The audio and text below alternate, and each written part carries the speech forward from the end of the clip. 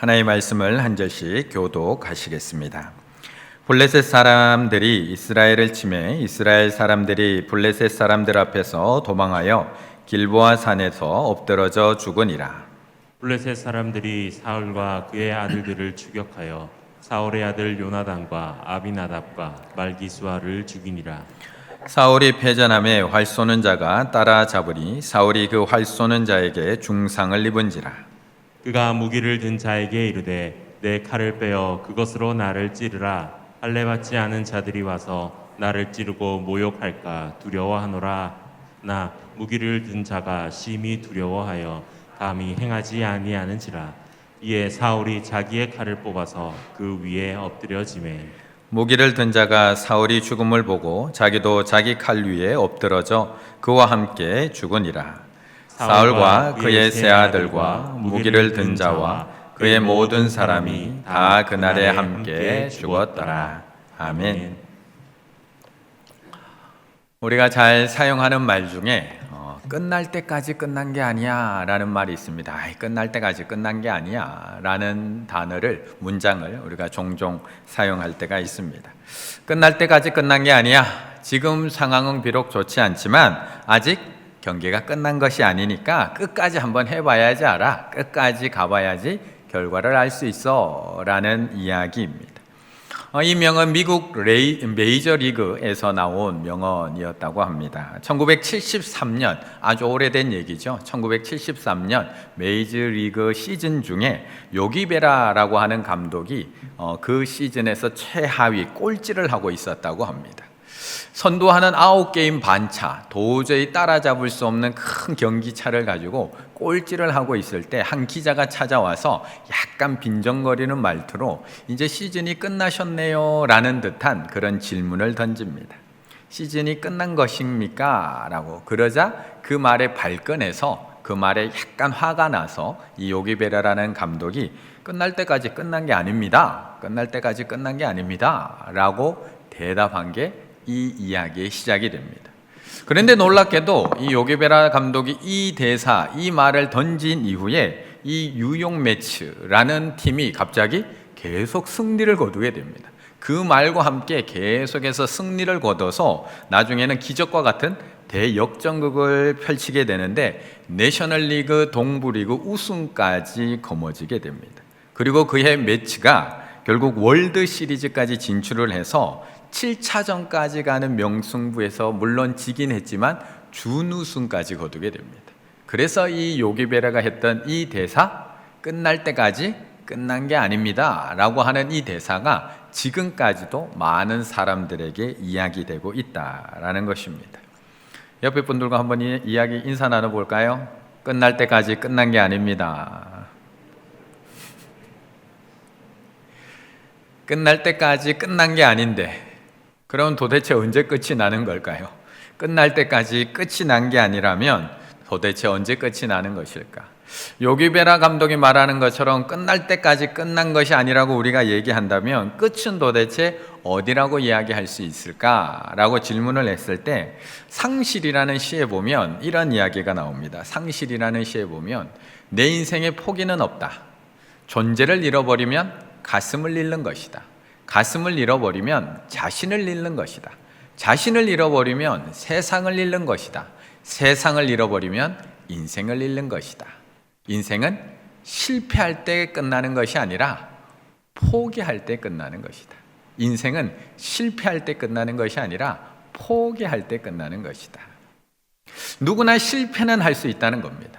우리도 오늘 하루를 많은 실패를 거듭하며 오늘 하루도 살아왔습니다. 하지만 포기를 하지 않는다면 한 번 더 실패했을 뿐이지 진 건 아니라는 겁니다. 한 번 더 실패하고 한 번 더 인생의 경험이 쌓였을 뿐이지 그것이 끝난 것은 아니라는 겁니다. 그래서 인생은 실패할 때 끝나는 것이 아니라 나 끝났어. 이제 더 이상 희망이 없어 라고 포기할 때 끝난 것이다 라고 이야기하고 있습니다. 오늘 그 이야기가 나오는 겁니다. 3절의 말씀을 한번 읽어보겠습니다. 3절입니다. 사울이 패전함에 활 쏘는 자가 따라잡으니 사울이 그 활 쏘는 자에게 중상을 입은지라. 아멘.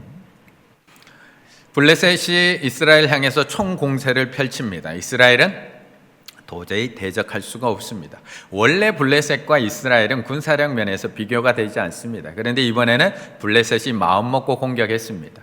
5개의 연합도시가 다 병사들을 모아서 이번에는 끝내자라는 마음으로 5방백이 힘을 모아서 이스라엘을 무너뜨리기 위해서 쳐들어왔습니다.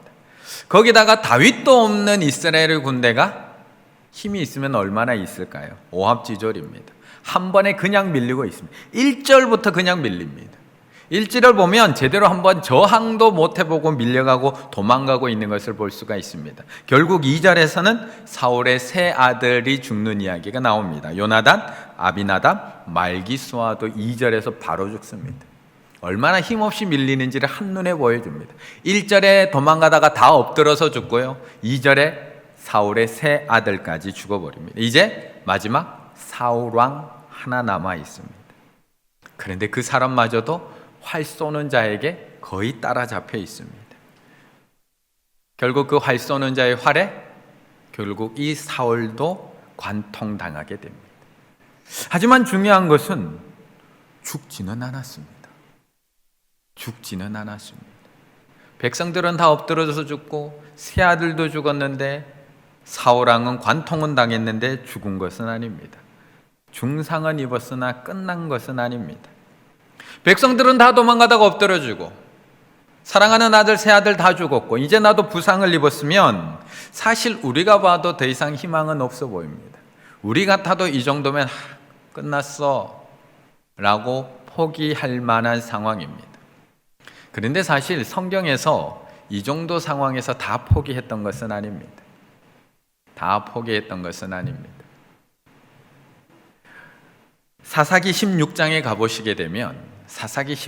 가보시게 되면 우리가 너무나 잘 알고 있는 삼손 이야기가 나옵니다. 사사기 16장 20절 21절 두 절의 말씀 함께 읽을까요? 들릴라가 이르되 삼손이여 블레셋 사람이 당신에게 들이닥쳤느니라 하니 삼손이 잠을 깨며 이르기를 내가 정과 같이 나가서 몸을 떨치리라 하였으나 여호와께서 이미 자기를 떠나신 줄을 깨닫지 못하였더라. 블레셋 사람들이 그를 붙잡아 그의 눈을 빼고 끌고 가서 놋줄로 매고 그에게 옥에서 맷돌을 돌리게 하였더라. 아멘. 우리가 잘 알고 있는 삼손 이야기입니다. 이 사사기 당시에는 이스라엘 나라에는 제대로 된 왕이 없었습니다. 거기다가 왕이 없었고요. 종교군 군사도 없었습니다. 위기가 닥쳐오면 왕이 없었기 때문에 사사가 그 왕의 역할을 대신했습니다. 평소에는 농사 짓던 그런 일반 백성들은 전쟁이 나면 또한 힘을 모아서 그 적들과 싸웠던 것들이 이스라엘의 상황이었습니다. 그런데 이스라엘을 위해서 싸우던 사사, 왕의 역할을 하던 사사 삼손이 블레셋에게 잡히는 장면입니다. 아무 힘도 없이 잡혀갑니다. 힘의 근원이었던 머리털은 다 밀렸고요. 두 눈은 뽑혔고요. 놋줄로 매어서 커다란 맷돌을 돌리고 있는 삼손의 모습을 보여줍니다. 진짜 끝난 사람 아닌가요? 진짜 끝난 사람 아닌가요? 지금 사울도 아무런 희망이 보이지 않아서 자포자기하고 있는 상황이지만 어떻게 보면 삼손은 더 비참한 아무런 희망이 보이지 않는 죽고 싶은 상황 아닐까요? 그런데 사울은 끝났다고 생각하는데 삼손은 끝났다고 생각을 하지 않습니다. 삼손도 만만치 않은 중상을 입었습니다. 힘의 근원인 머리는 다 밀렸고 두 눈은 다 뽑혔고 놋줄에 묶여서 맷돌을 돌리고 있습니다. 무슨 희망이 있는가요? 그런데 삼손은 포기하지 않습니다. 사울은 자기 무기 든 자에게 4절에서 네 칼을 빼서 그것으로 나를 찔러라 라고 이야기하고 있습니다. 스스로 이제 삶을 포기한 겁니다. 이제 내 인생 끝났다고 포기하고 목숨을 끊으라고 하지만 삼손은 도리어 뭐라고 얘기하느냐? 사사기 16장 26절 삼손이 자기 손을 붙든 소년에게 똑같이 소년에게 이르되 나에게 이 집을 버틴 기둥을 찾아 그것을 의지하게 하라. 사울은 무기든 자에게 네 칼로 나 찔러 죽여줘 라고 이야기하는데 삼손은 나를 이끌어서 두 기둥에 내 손을 조금 가져다 줘 라고 부탁하고 있습니다. 왜 이런 차이가 나는 걸까요? 똑같은 상황인데 한 명은 날 죽여달라고 이야기하고 한 명은 자신의 삶, 이 마지막 단 한 번이라도 내 삶에 남아있는 이 마지막 단 한 번이라도 하나님 앞에 쓰임받게 해줘. 나 이때까지 잘못 살아왔지만 이 마지막 한 번만이라도 하나님 앞에 한 번만 쓰임받게 해줘. 왜 이렇게 차이가 나는 걸까요? 똑같이 아무런 희망이 보이지 않고 이제 끝난 것 같은 그런 상황인데 왜 이런 차이가 나는 걸까? 왜 똑같은 위기 앞에서 누구는 내 이제 끝났어, 나 이제 죽여줘 라고 얘기하는데 누구는 왜 마지막 한 번만이라도 4절의 말씀을 한번 읽겠습니다. 오늘 본문 4절의 말씀. 그가 무기든 자에게 이르되 내 칼을 빼어 그것으로 나를 찌르라. 할례 받지 않은 자들이 와서 나를 찌르고 모욕할까 두려워하노라. 하나 무기를 든 자가 심히 두려워하여 감히 행하지 아니하는지라. 이에 사울이 자기의 칼을 뽑아서 그 위에 엎드려지매. 아멘. 사실 이 사울의 대사만 보면, 아까 본문에 나오는 사울의 대사만 보면 사울이 대단히 멋있어 보입니다. 엄청 신앙 있어 보입니다. 나 찔러 할례 받지 않은 저 더러운 자들의 칼에 죽노니 차라리 너의 칼에 죽겠다. 날 찔러줘. 영화로 봤으면 사울이 정말 영화의 주인공의 한 장면입니다. 어서 내 목을 베거라. 얼마나 멋있을까요? 정우성이 이런 역할 한번 탁 하면 막 진짜 너무 멋있을 것 같습니다. 그런데 사울은 여전히 나밖에 없습니다. 여전히 자기밖에 없습니다. 40년이 지났음에도 여전히 나밖에 없습니다. 이 마지막 순간에도 사울의 인생 속에는 하나님은 머리털 하나 찾아볼 수가 없습니다. 사람이 어떻게 이렇게 변하지 않는 걸까요? 물론 믿음의 사람들도 변화하는데 정말 오랜 시간이 걸리는 건 맞습니다. 성경을 보면 참 믿음의 사람 한 명 한 명 변하는데 얼마나 오래 걸리는지 모릅니다. 그런데 사울은 얼마나 완고한지 아직도 마지막까지 변하지 않고 있습니다. 사울은 지금 31장에서 최후를 맞이하고 있는데 무려 40년입니다. 이게 금방 끝나는 게 아니고요. 사울이 왕위에 오른 지가 40년입니다. 40년이 되어서 최후를 맞이하는 이 순간까지도 하나님은 없고 나밖에 없습니다. 자신의 명예밖에 없습니다. 사무엘상 15장에 보면 사울이 왕이 되는 그 순간부터 시작해서 사울은 자기밖에 없습니다. 그런데 끝까지 자기밖에 없습니다. 하나님의 명령을 받아서 아말렉을 진멸하러 나간 적이 15장에서 등장합니다. 하지만 사울은 양과 소와 가장 좋은 것 남겨오고요. 또한 아말렉 왕 아가까지도 살려옵니다.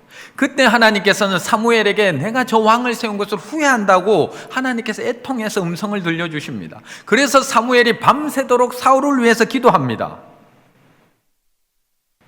그런데 사무엘은 사울을 위해서 기도하는 그 시간에 사무엘은 뭐 하고 있었느냐? 사무엘상 15장 12절에 보면 그 시간에 사울은 자기를 위하여 기념비를 세우고 있었던 사람이 사울입니다. 처음부터 자기밖에 없습니다.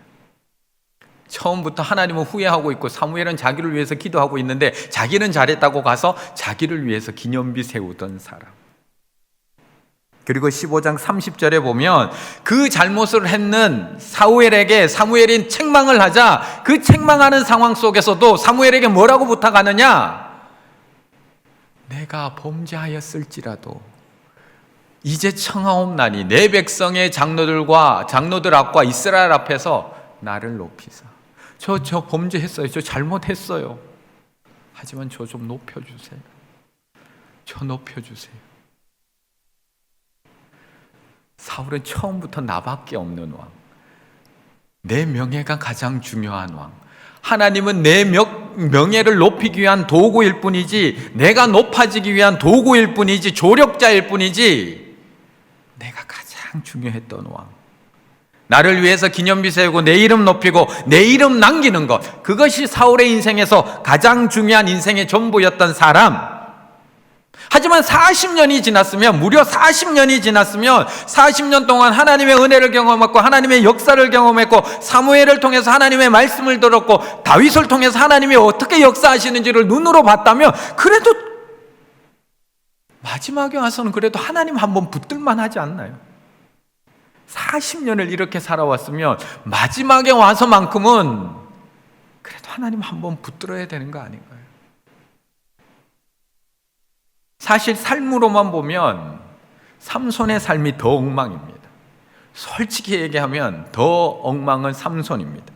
어떻게 보면 사울보다 더 엉망적인 삶을 살았던 삼손이 얼마나 자기 마음대로 살았는지는 우리들이 이미 너무 잘 알고 있습니다. 제가 다시 설명드리지 않아도 삼손 이야기하면 들릴라 어떻게 삶을 살았던 사람인지, 사사였음에도 불구하고 결혼 반대하는 장인의 집에다가 밭에다가 불 질러버리는 사사, 늘 여자에 빠져서 살았고 하나님께서 주신 그 힘으로 개인적인 복수를 했고 구별되게 살아야 되는 나실임에도 불구하고 포도주와 독주를 즐겼고 만지지 말아야 될 거는 다 만지고 다녔던 삼손. 때로는 우리가 그 말씀을 읽으면서 어떻게 이런 사람이 사사가 될 수 있지? 어떻게 하나님께서 이런 사람들을 쓰실 수가 있지? 라고 이야기할 만한 삼손. 그런데 그런 망나니 삼손도 마지막에는 하나님 붙들거든요. 마지막에는 하나님 붙들거든요. 하나님하고는 아무런 관계없이 평생 살다가 그렇게 죽어갈 것 같은 삼손도 마지막에는 하나님을 붙들기 시작을 합니다. 그리고 믿음의 사람으로 삼손이 삶을 마감합니다. 사사기 16장 28절에 보면 하나님 앞에 삼손이 이렇게 기도합니다. 삼손이 여호와께 부르짖어 이르되, 하나님께 부르짖어 이르되, 주 여호와여 구하옵나니 나를 생각하옵소서. 하나님이여 구하옵나니 이번만 나를 강하게 하사, 이번만 나를 강하게 하사. 나의 두 눈을 뺀 블레셋 사람에게 원수를 단번에 갖게 하옵소서. 그 망나니 삼손도 마지막에는 하나님 붙들고 있거든요. 하나님 앞에 기도하고 있거든요. 그래서 그 이름이 히브리서 11장에 기록되잖아요. 그래서 믿음의 사람으로 히브리서 11장에 삼손의 이름이 기억되잖아요. 그래도 하나님의 사람이었다면 마지막에는 하나님 붙들어야 하는 거 아닐까요? 이제 중상을 입었고 이제 삶을 마감해야 되는 이 상황 앞에서는 그래도 한 번쯤은 하나님의 이름 부르짖고 하나님 붙들고 그렇게 마지막 나아가야 되는 것이 부족한 우리들의 모습 아닐까요?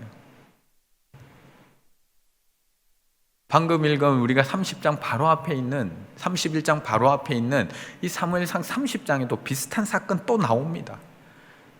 다윗이 있던 그 일라가 공격받았던 그 이 사건 다 기억하시잖아요. 다윗이 잠시 성을 비운 그 사이에 아말렉의 공격을 받고 성에 있던 아내들과 자녀들은 다 끌려가고 돌아와서 다윗과 그의 수하들은 울 기력조차 없을 정도로 슬픔에 빠져 있는 그 순간 다윗에게 위기가 찾아왔잖아요.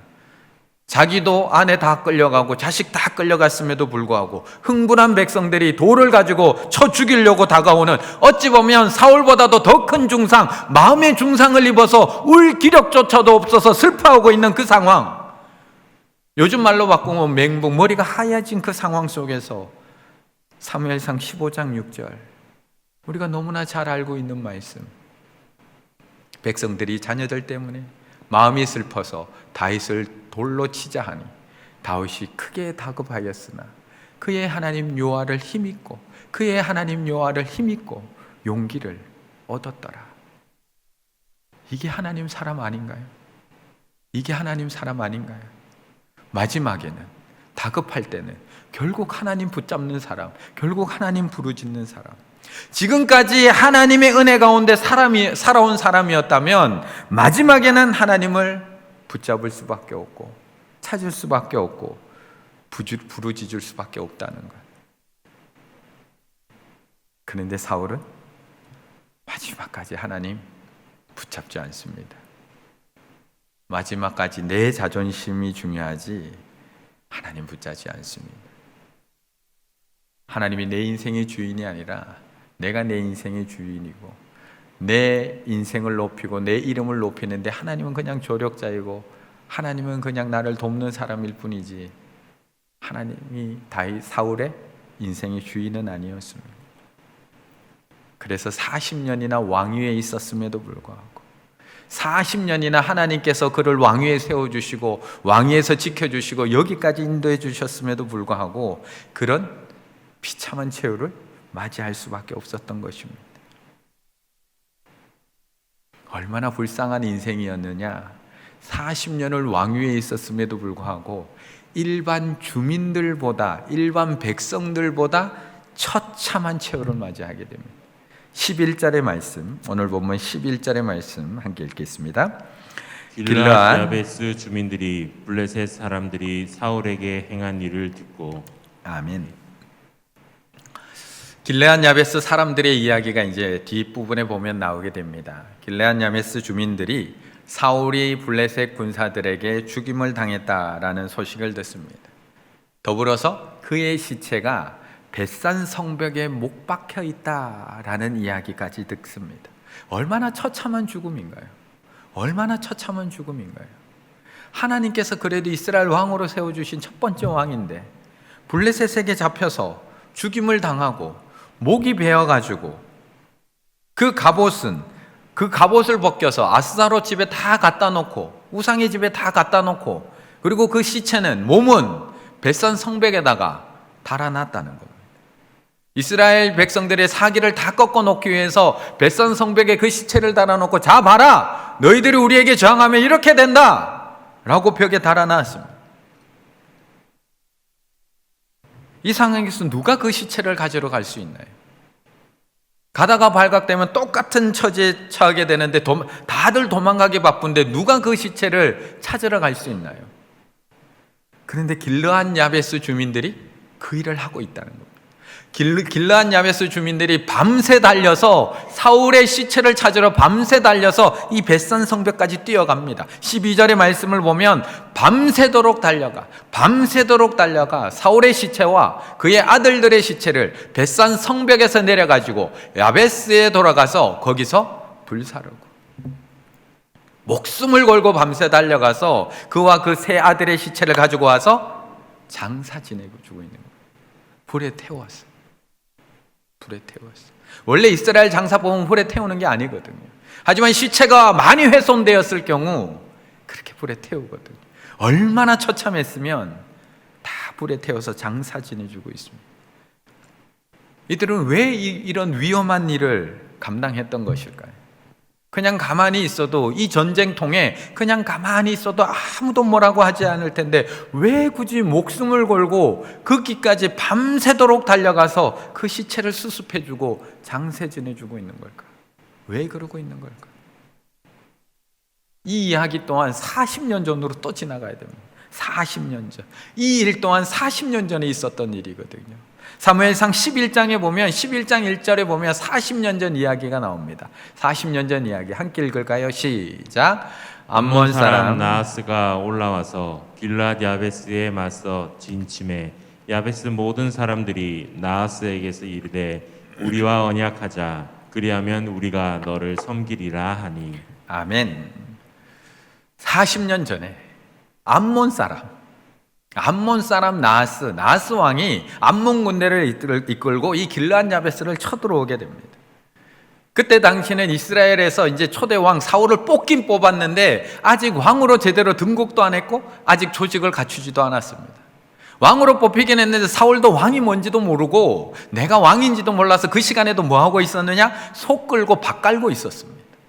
그런데 그런 상황 속에서 암몬이 길르앗 야베스를 쳐들어옵니다.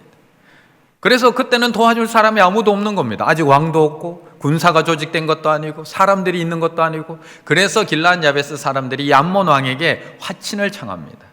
우리 살려주기만 하면 우리가 곡식도 바치고 잘 섬기겠습니다. 우리 죽이지만 마세요 하고 화친을 청합니다.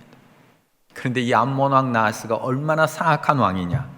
그 제안을 받고 뭐라고 대답을 하느냐. 11장 2절에 보면 이렇게 얘기합니다. 내가 너희 오른 눈을 다 빼야, 너희들 오른 눈을 다 빼야지 너희하고 언약을 맺어줄 거야. 내가 너희뿐만 아니라 온 이스라엘에 똑같이 이렇게 내가 너희들을 모욕할 거야. 눈 다 빼. 그러면 내가 약속해 줄게. 안 죽일게. 일주일 시간 줄 거야. 딱 1회 동안 시간 줄 거야. 일주일 내에 오른 눈 다 빼고 언약 맺으러 와.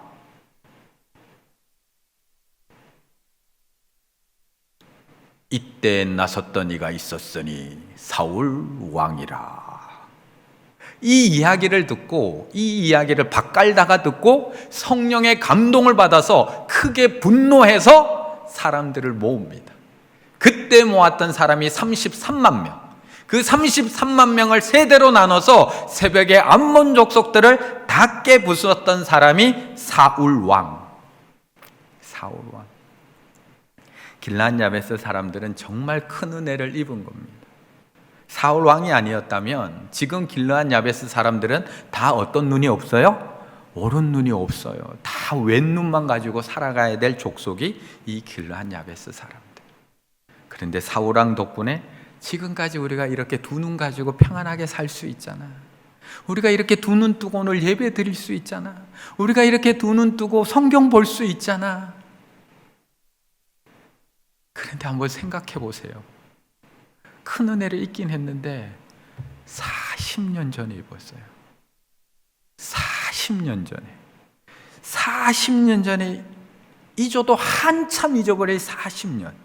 사울은 40년 전에 왕으로 세워주시고 40년 동안 왕위를 지켜주시고 40년 동안 이 나라를 지켜주셔도 그 은혜를 잊어버리고 사는데 40년 전에 단 한 번 입은 은혜를 잊어버리지 않는 사람들을 대조적으로 이 본문에서 보여주고 있는 거예요. 40년 동안이나 은혜를 잊고 살았음에도 불구하고 하나님의 은혜를 단 한 번도 기억하지 않고 살아가는 사울왕과 40년 전에 은혜 딱 한 번 입었음에도 불구하고 오늘도 내가 두 눈 뜨고 하나님 볼 수 있었는 거 그거 감사하면서 밤새도록 달려가서 그 시신을 찾아오는 길르앗 야베스 사람, 그거 비교해서 보여주고 있는 거예요. 그거 비교해서 보여주고 있는 거예요. 어찌 왕이 길르앗 야베스 주민들만도 못한 걸까요? 40년 전에 단 한 번의 은혜도 기억해서 이 밤새 달려가고 있는데 어떻게 40년 동안 지켜주신 하나님의 은혜를 단 한 번도 기억하지 못한 채 어떻게 이렇게 비참하게 죽어갈 수 있는 걸까요?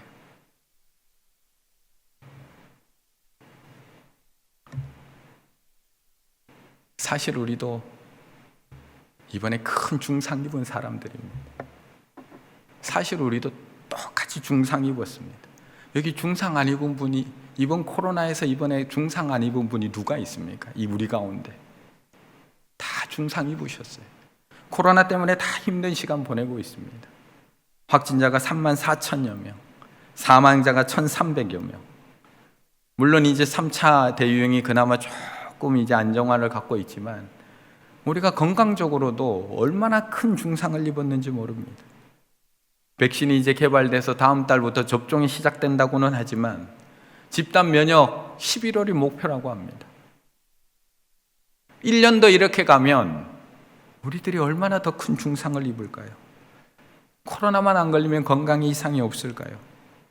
우리의 마음의 중상은요, 매일 이렇게 마스크 쓰고 다니고 사람 못 만나고 집에만 머물러야 되고 마음도 이미 다들 힘듭니다. 그냥 어쩔 수 없어서 견디고 살아가고 있을 뿐이지 다 중상입니다. 사울만 중상 입었나요? 우리도 중상입니다. 경제적으로는 중상 안 입으셨나요?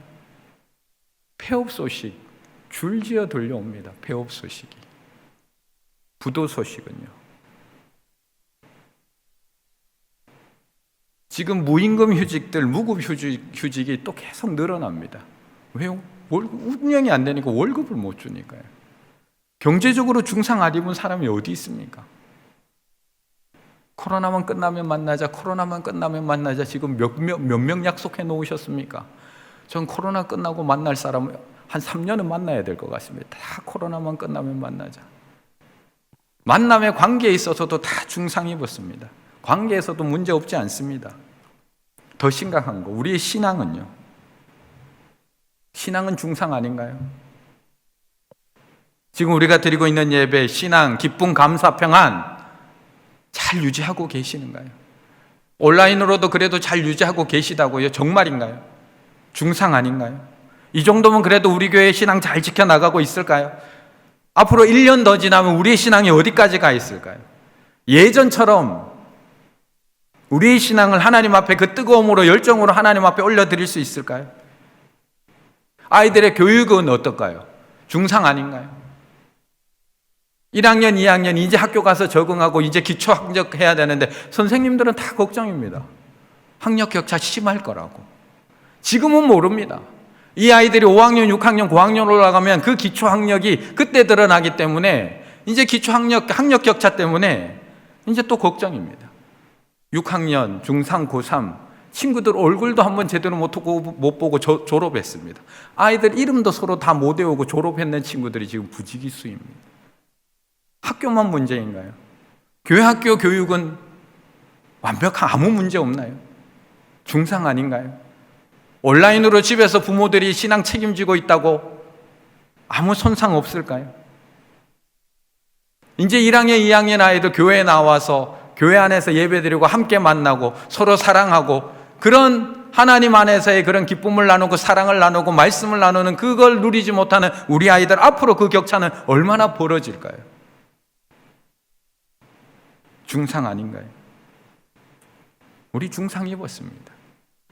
분명히 계속해서 피해 입고 있습니다.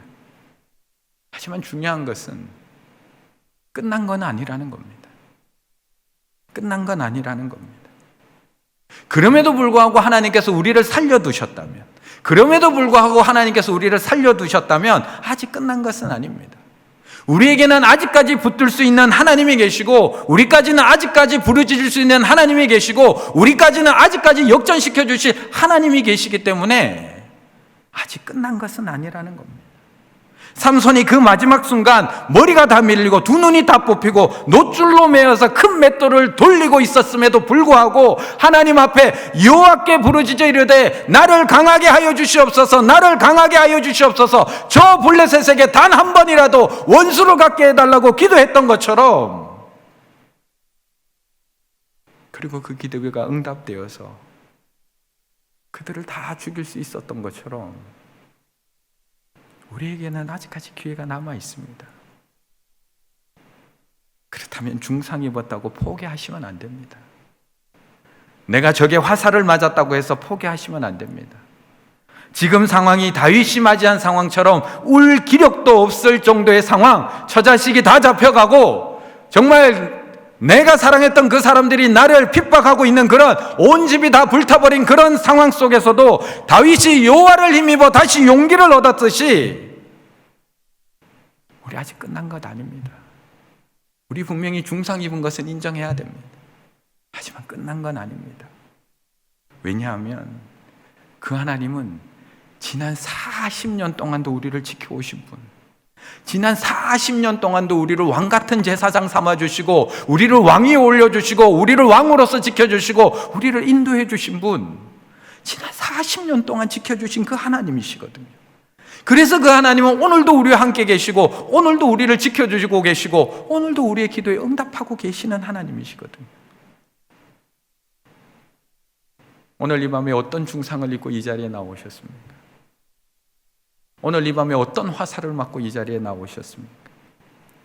울 기력도 없이 억울하고 당황한 일을 당하셨습니까?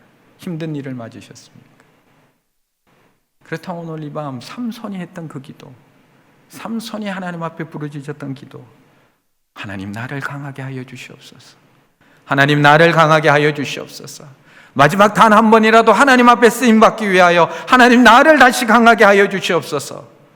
우리가 그렇게 하나님 앞에 부르짖으며 나아갈 때 하나님께서 우리를 다시 강하게 해 주실 줄로 믿습니다. 다윗이 하나님 앞에 기도했던 것처럼 그렇게 급한 상황 속에서도 다급하였지만 하나님 앞에 다시 한번 기도했을 때 하나님께서 다시 용기를 불어넣어 주셨던 것처럼 우리가 오늘 이 밤 다시 주님의 이름을 부르며 기도하며 나아갈 때 우리에게 하나님께서 다시 용기를 불어넣어 주셔서 우리 충일의 가족들이 다윗처럼 삼손처럼 하나님 앞에 귀하게 쓰임받을 줄로 믿습니다. 오늘 이 밤 그 하나님을 부르짖으며 하나님 앞에 기도하며 나아가는 은혜의 시간 되시기를 간절히 바라겠습니다.